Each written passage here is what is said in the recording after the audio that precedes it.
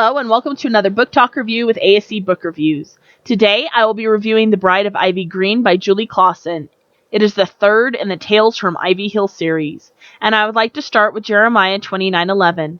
For I know the thoughts that I think towards you, saith the Lord, thoughts of peace and not of evil, to give you an expected end.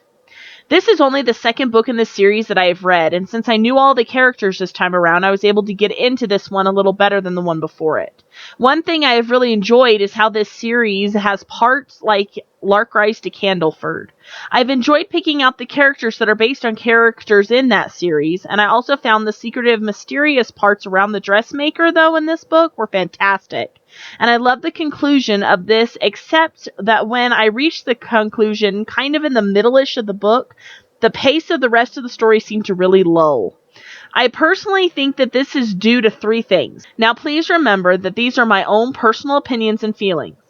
The first part of the reason I felt things started to drag was because the book is so long. Then I also felt that things got a touch repetitive with some of the characters' storyline, and it was in ways I really would have liked to be different. And finally, I felt I was able to predict things quite a bit before they happened. There were some threads of the story that are not personally to my taste, or have personally preferred if they had been written differently.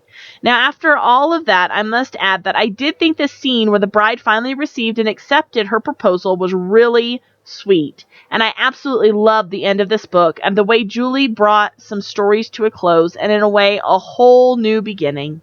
I love Ivy Hill as a story setting, and I can't wait to visit again. Even though this is the end of the series, I've read that there's supposed to be a Christmas novella coming, and I'm hoping that Julie will pick up some of the other threads she left untied in the conclusion of this one. The song that I think fits the story best is God Moves in Mysterious Ways.